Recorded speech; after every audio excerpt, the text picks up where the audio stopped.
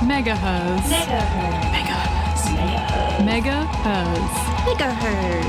You're listening to MegaHerzzz on 4ZZZ. You're listening to MegaHerzzz on 4ZZZ. It is National Sorry Day. And so I, of course, as always, would like to start our program by acknowledging the First Nations custodians of the land we're broadcasting from here, the Turrbal and the Yagara people, and all First Nations people listening today, wherever you may be from. I myself, I'm a second generation immigrant to Australia, but I call Australia my home. I was born on Bangarang country, which is part of the Yorta Yorta Nation in what is currently referred to as New South Wales. I'm Sarah, and my pronouns are they, them, and I'm here in the studio with Sisi. I'm Sisi, and my pronouns are she, her. Our theme this week, well, we're discussing Sorry Day, and we also have a guest in who has been organising something special for Reconciliation Week, an event coming up on the 31st, I believe, but she'll be here to tell us more about that later. But in the lead up to Reconciliation Week, we would also like to acknowledge that First Nations people fight for sovereignty and self-determination continues every week of the year. So it's important that we listen and learn how to be good allies beyond designated events like this one. And we just wanted to acknowledge a few things. Firstly, that both Sorry Day and Reconciliation Week mean different things to different people. And different people within the First Nations community have different feelings about these dates, and we just want to acknowledge that. We also want to acknowledge that we are two white people here in the studio talking about this, and we do acknowledge that. The nothing about us without us, and do our best, but we're going to do our best to be good allies here. Mm-hmm. And we had to decide whether do we just say nothing at all, or or do we still acknowledge that this is happening. So. And saying nothing at all is not an option. No, because saying nothing at all is really you're going with the status quo if you say nothing at all. So yeah. And that being said, if anyone is on the text line or wants to come in and have their voice heard, MegaHerzzz is always a space welcome, and we encourage you, if you want to talk on anything, please come in. Absolutely. It doesn't have to just be for Sorry Day or 1 week a year. We would love to have Indigenous women on our show every week. We would love that. So if you want to come on our show or you want to be part of the team, do absolutely let us know. You can either call the station, let the station know. You'll find all the details on the website, or you can email us at MegaHerzzz. I'm going to check that. What is our email? MegaHerzzz 4ZZZ@gmail.com. Yes, we will double check that. Also, we will get better at checking our DMs on Facebook and Instagram. We promise we'll get better. I will get better at posting on the Instagram. But enough about us. Let's talk about so Sorry Day, which marks the day that the then Prime Minister did issue a formal apology on behalf of the Australian government to First Nations people, and the damages that have been caused by colonisation. And the stolen generation specifically. And the stolen generations. So, so Sorry Day. 2008, Prime Minister Kevin Rudd issued an apology. Was doing some research into some statistics, and Samara Hand and Damien Short produced a very interesting bit of information that the apology was centered around the stolen generations. Apologies. This merits a trigger warning. Yeah. Yes, discussions of the stolen generation. Apologies if that caused any harm there. The number of Indigenous children removed from their homes and placed in out-of-home care has doubled since the apology. In 2022, it was predicted by SNAKE, the Secretariat of National Aboriginal and Islander Childcare, the peak body for Aboriginal and Torres Strait Islander children, that by 2030 the number would more than double again without systematic change, which was from somebody called Newton in a 2022 study. So it's doubled since the apology. So that goes to show that that means nothing, doesn't it? You can see why there are some people who feel that it's a hollow apology, even though, you know, watching and it's on YouTube if you want to watch the apology. It's it's all there that you can see it. It was very heartfelt, but if it doesn't follow up with action, and you know, sorry means you don't do it again. But if we continue doing all of those things, then you can see how some people may find it very upsetting. Absolutely. So, I think that Sorry Day is a very difficult one for a lot of people. Are you renting your home and affected by domestic abuse? When you are affected by domestic abuse, you have rights to leave or to stay in the rental property. You are not responsible for damage caused by violence that you have experienced. Call 1300 744 263 for confidential renting advice. Tenants Queensland, 1300 744 263. Proud sponsor of 4ZZZ. You're listening to MegaHerzzz on 4ZZZ with Sarah and Sisi. And really important message there from Tenants Queensland. Something that I have learned on my time here on MegaHerzzz is that, there are a lot more rights available to renters, particularly those who are in a difficult situation because of domestic violence situations. It is worth knowing your rights and if you are ever in such a situation. So on that note, we are going into our men's violence report and femicide report. So we obviously are giving a trigger warning for this about the next 5 minutes, and because it is a heavy topic, and we're doing it because we feel that it is really important and necessary. And another thing that I have learned from my time of MegaHerzzz is that it is very, very underreported. So that is why we're doing this. So what can you tell us, Sisi? So just what you've said there, Sarah. We want to focus this segment on the women themselves who've had their lives stolen from them. We are constantly discussing how we can make this segment as mindful as possible. And if you have feedback, dear listener, we are happy to hear it. Mainstream media is not reporting on these women. Their names deserve to be heard. Sherele Moody is putting in tireless work to document femicides in Australia, and she is where we get most, if not all, of our information. So a woman was killed this week. Her name was Lauren Hopkins. About Lauren Hopkins, her life was rarely easy, and life was rarely easy and kind to Lauren Hopkins, but no matter how hard the road that she travelled was, she always made sure her children knew that they were loved. Lauren lived a life with trauma. She deserved more. She deserved to realise that she was funny, super intelligent and savvy.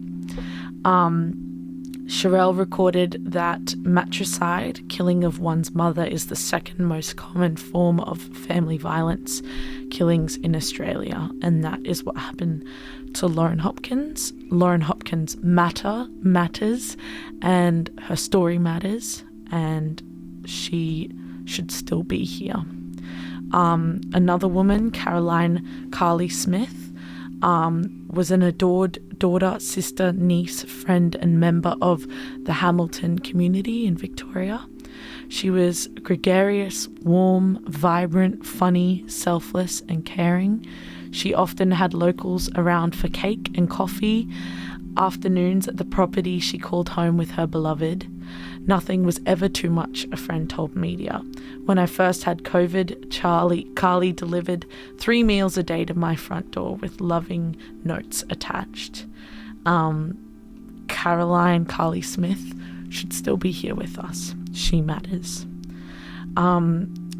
Last week we reported on the death of Musta Habibi from Springfield Lakes. Her name has now been released. She matters. And one more thing, police are now treating the disappearance of 17-year-old Phoebe Bishop as suspicious. She has been missing since May 15, and that is in Gingin, Queensland. She was due to board a flight from Bundaberg Regional Airport but never made it to the terminal, and they are worried that she has been attacked. Please, we urge you to look up Phoebe Bishop's name, see if you have seen her. Queensland is a massive place, but please, we are on the radio for a reason. We need to use our voice and use our platform to see if we can try to do something about this. Yeah, look, it'll take you, a couple of minutes to look that up and just have a quick look and see if you have seen Phoebe or somebody fitting that description. And while you're there, go follow Sherele Moody, because she does incredible work and spends so much time documenting this, and she doesn't get paid for the work that she does. And yeah, she's incredible.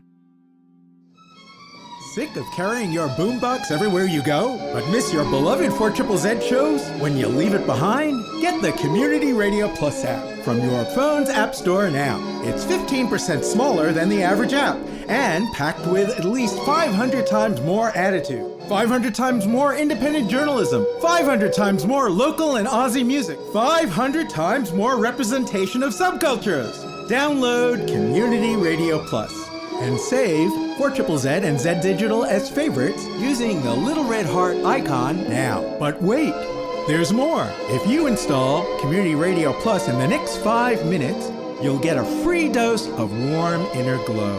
Get Community Radio Plus from your app store now. You're in the studio with Sarah and Sisi, and we have a special guest. Yes, we are joined in the studio by Charmaine. Hello. She is here.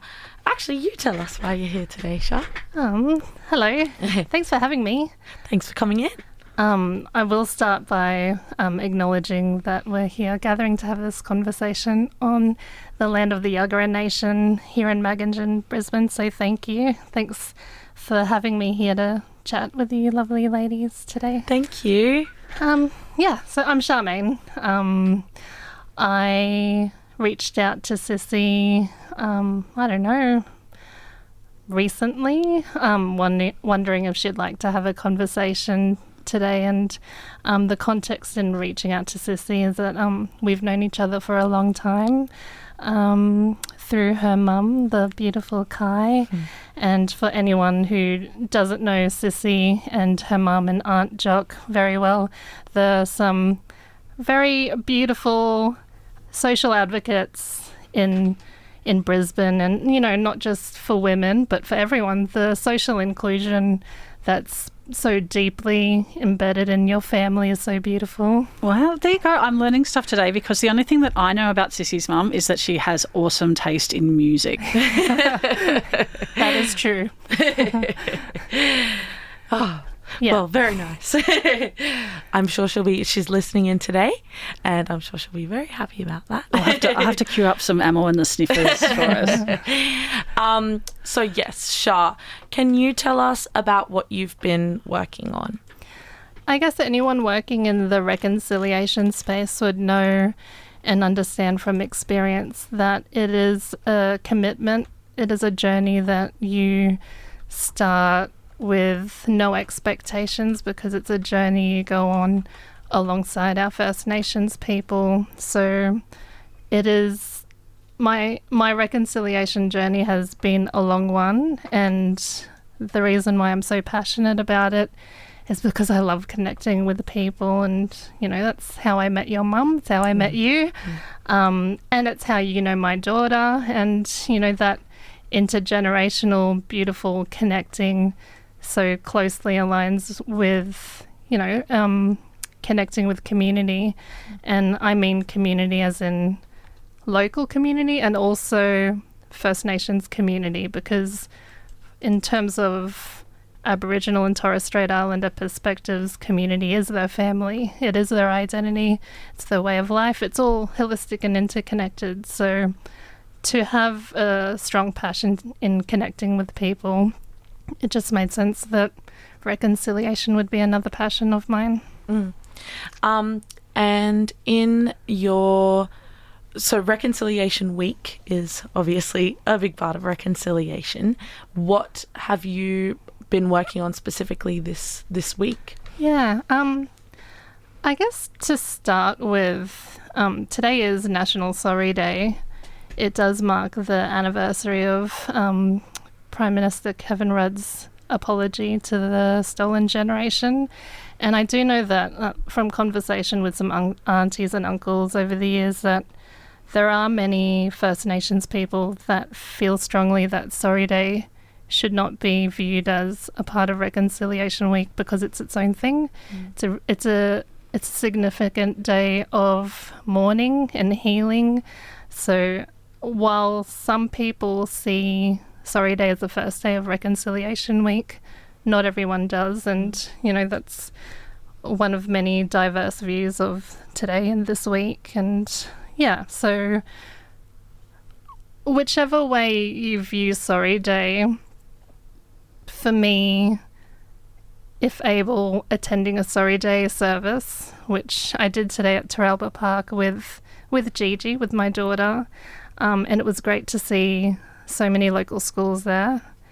But to circle back to your actual question, what do I do for National Reconciliation Week? My centre, I work at an early childhood centre at Good Start Early Learning Red Hill, and this marks the 5th year that we are doing our Sea of Hearts project, which is an annual community activation specifically for Reconciliation Week. And so I can see you've got there. You've got a pile of hearts that are. I'm trying to describe them. So, cardboard and about the size. Like if I'm holding them in my hand, so for they sit comfortably in two hands. I would say it's about the size of a human heart. Size of a human heart. That's maybe a big bigger. human heart. A big human heart. We're talking about people with big hearts. So, yeah. Okay. And I can see there it's bundled up beautifully in string, and it looks like there's some letters. Yeah. With that. So these are our bundled offerings that we have been. So last year, the kindergarten children go on a wander. Wander is the name of our Bush Kindy program. So they wonder about the community and wonder about the community. So last year during to launch our Bush Kindy season, because we don't go over summer, it's too hot, the kindergarten children did walk around our local community letterbox, dropping these little bundles to the local businesses and the local schools around us, and that was to encourage our local community to also engage in the community activation of the project.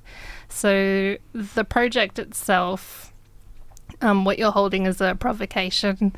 So the little letter in there explains what the project is. May I open it? Yeah, absolutely. That is for you guys. Oh, thank you. So I'm unbundling it now. I'm untying the beautiful string. It's really lovely presented there, and I've got there's some letters. We've got a sea of hearts.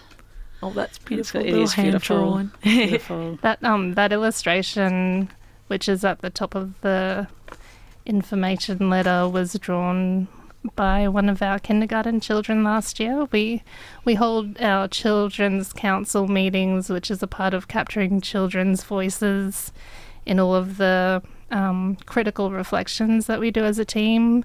Any decisions we need to make, we capture not just the team's voice, the children's voice too, and an opportunity for families if they'd like to add to the conversation as well.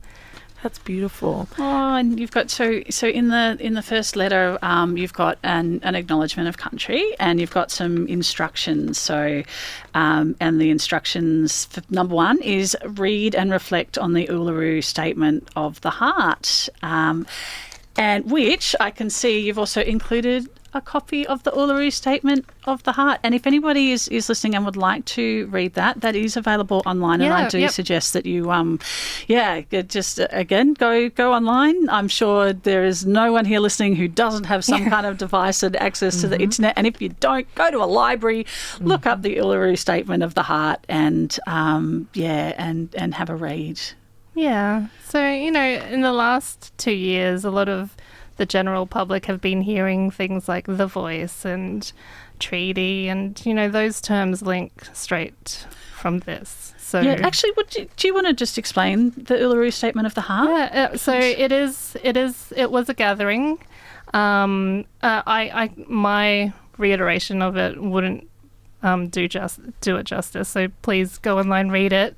But the letter itself that was given had a whole group of community members put so much thought and planning into it. So it's such an important document for everyone to read, especially when thinking about the intention and intentionality of reconciliation. So the bundle does have the statement itself in there, and it'd be a bit too long to read, I think. And it's nice to read and reflect on your own as well. So, I encourage that.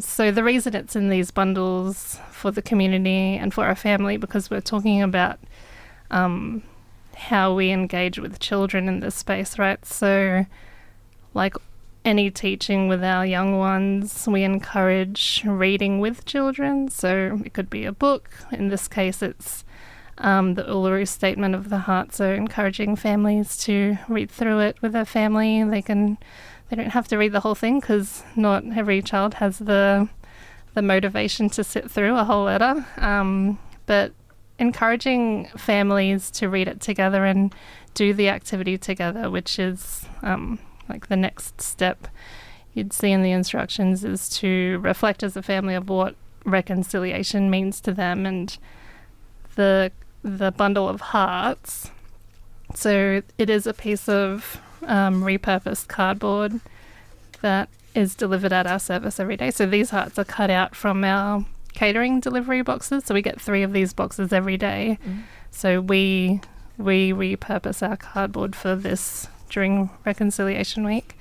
Having the heart reflect on what reconciliation means, or your commitment to what are you going to do about reconciliation, and grab some paint pens, some paint, so people can decorate them. And okay. Have you? So you've given these out to community and local businesses, and have you seen some really creative things happen with them? So naturally, most of the people in our community are very shy, which is fine, and so we have seen the contributions.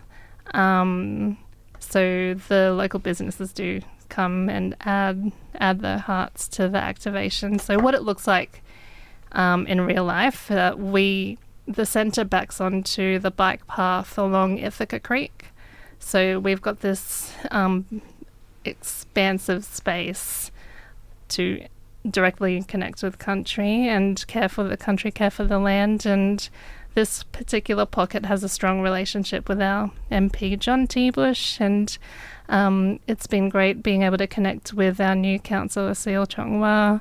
The two of them both joined us last year during Reconciliation Week, and got to engage in that too together, which was really lovely. So it varies person to person how confident they are to come up to us and have a conversation with us about it. We don't expect that of anyone. We're all on our own journeys, and confidence varies. But yeah, we do see the contributions trickle in throughout the week, because it is installed every morning. And yeah, just more and more hearts are added every day during the week. And for context, how many hearts were there last year?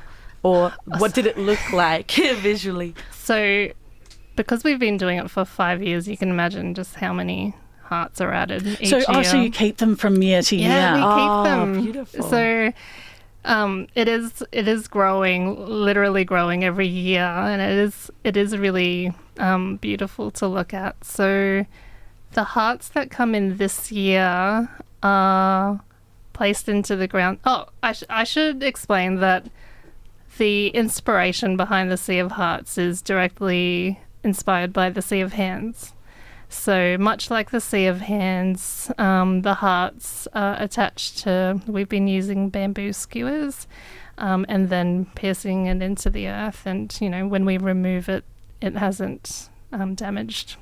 It's not leaving anything behind that shouldn't be there. And actually, it's aerating the soil as well. So yeah, every year the new hearts are pierced into the earth, and it's this beautiful visual along the path. And then hearts from previous years are turned into garlands, and they drape from the trees, which might be one of the photos in the instructions. Yes, it's beautiful. We can put up a picture of these as well with our show notes. There is a festival happening. Can you tell us about the Hearts Festival, Shah? Yeah, so this Saturday, it sounds very big and exciting, but it is only 2 hours. It's the first time we're holding a open public community event, so we wanted to start small. So this Saturday from 9 a.m. to 11 a.m. We'll have a free barbecue, some story time, art workshops, and and some craft workshops. And you will be able to see the Sea of Hearts that we have out during Reconciliation Week. So it is open to everyone. We have a very quiet Instagram page because we're early childhood professionals and we're very busy. Don't have the full-time capacity to be focused on socials, but there is a bit of information on Instagram under Ithaca Creek Hearts Festival, and there'll be more information about who the workshop facilitators are. And some information about our raffle as well, which closes, I think, 10 a.m. on the Saturday. So it'll be drawn not long after that. Okay. So working with children and very small children, can you tell us, and you clearly are putting a lot of work into this and teaching reconciliation from a very young age. Why is that important? So with any social justice work, not just reconciliation, talking about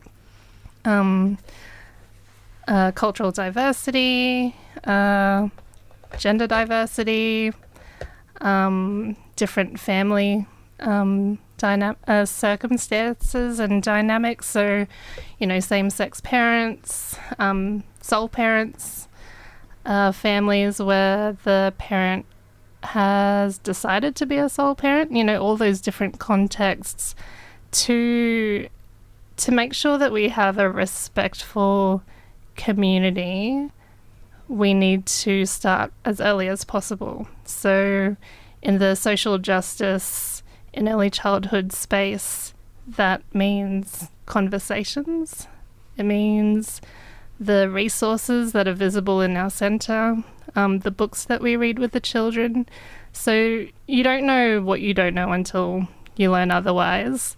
And that applies in an early childhood setting as well. So it's our job as early childhood professionals to make sure that the children and the families see what is beyond their own experience and what is beyond their own context, because the reality is these young children are going to be out in the world as functioning adults one day, and we want to make sure that they have had exposure to different people, to themselves. And in early childhood, we do so much work in that respectful, reciprocal relationship space, and often we see that filter away in the primary school education space because they are governed by so much more systems. So we have we're in a privileged space to explore diversity so much more, and that means we can educate not just the children in age-appropriate ways, we can engage with their families as well.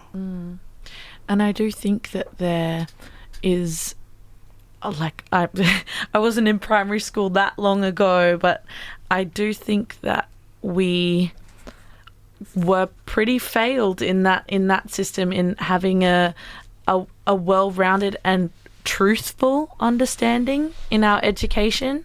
So I think it's so important to start that early, so children question what they're receiving.